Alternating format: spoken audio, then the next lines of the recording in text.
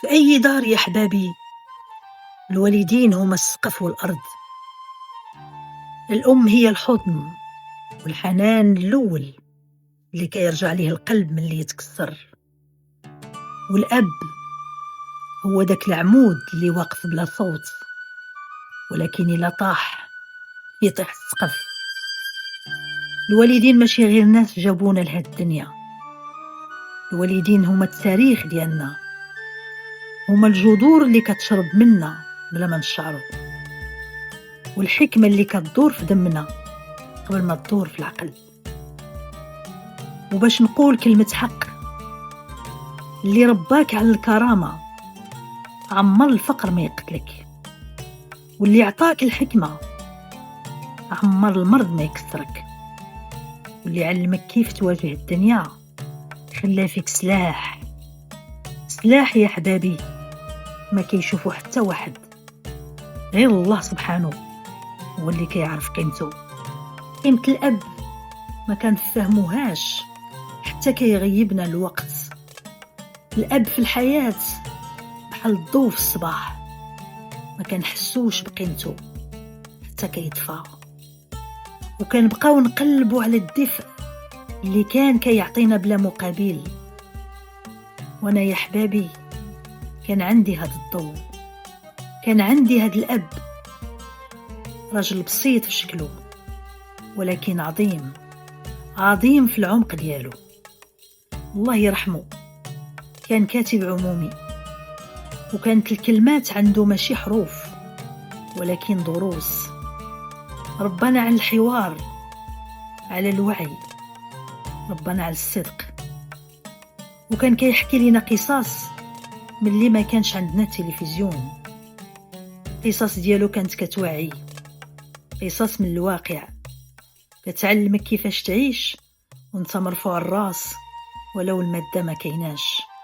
من اللي مرض الوالد يا حبابي ومن اللي العظام ولا تقيل عليه، عرفت المعنى الحقيقي ديال المسؤولية. داك النهار اللي شد الأرض شد قلبي معاه، كلفني باش نخدم من موراه، حيت علمني هذيك الصنعة وانا صغيرة، وحتى خويا تعلمها وهو صغير.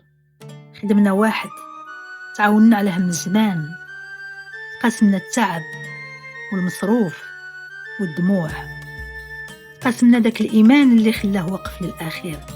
خويا الصغير في داك الوقت كان باقي يقرأ، واليوم واقف يعين خواتاتي مضحيات بكل جهدهم، يوقفوا في الفرح والحزن، كل واحد شاد دوره ومتحمل مسؤوليته باش تبقى الدار واقفة، باش تبقى كلمة الأب عايشة بيننا حتى ولو هو غايب. والوالدة ربي يبارك في عمرها بدعوتها لينا تأمل القلوب. كنا فقراء ولكن عمرنا ما كنا محتاجين، حيث كان بيناتنا حب ونقاء وبركة الوالدين.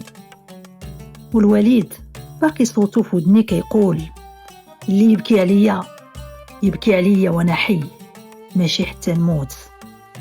الوالد مشى عند ربي سبحانه، ما بقاتش الدار بحال قبل، الصوت اللي كان كيجمعنا تفرق، وداك الضوء اللي كان كيحمينا من برد الدنيا طفى يا حبابي. ولكن الغريب يا حبابي هو أن الغياب عمره ما كيجي بوحدو، كيجي معاه مسؤوليات، ذكريات وحمل ثقيل كيطيح فوق كتاف اللي كانوا صغار وبغاو يبقاو صغار. ومنين الزمان دفع بيا للبعيد للغربة، فهمت واحد الحقيقة.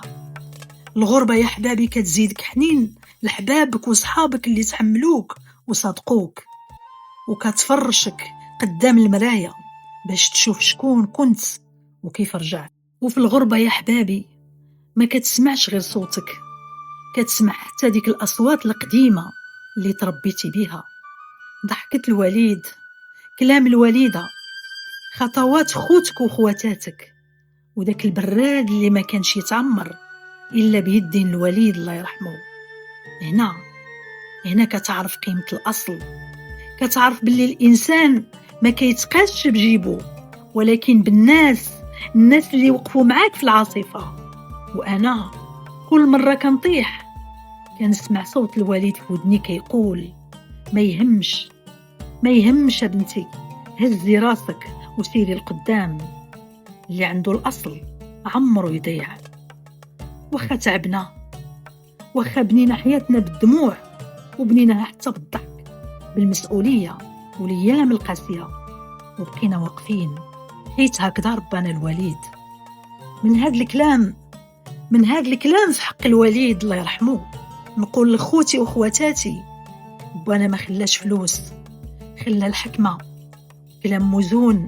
وكان ديما يقول الدار كتقوى بولادها، تهلاو في الوالدة وبقاو مجموعين، وما تنساوش الايام اللي تقاسمنا فيها الخبز وتقاسمنا فيها الصبر. وحيت السرد يا حبابي ماشي غير حكاية، السرد هو مرآة، وكيف ما كل واحد سمع قصتي اليوم هادي قصتكم حتى نتوما، ماشي غير على الوالد ديالي، هادي قصة كل الآباء اللي مشاو والأبناء اللي بقاو شادين الأرض باش ما يطيحوش.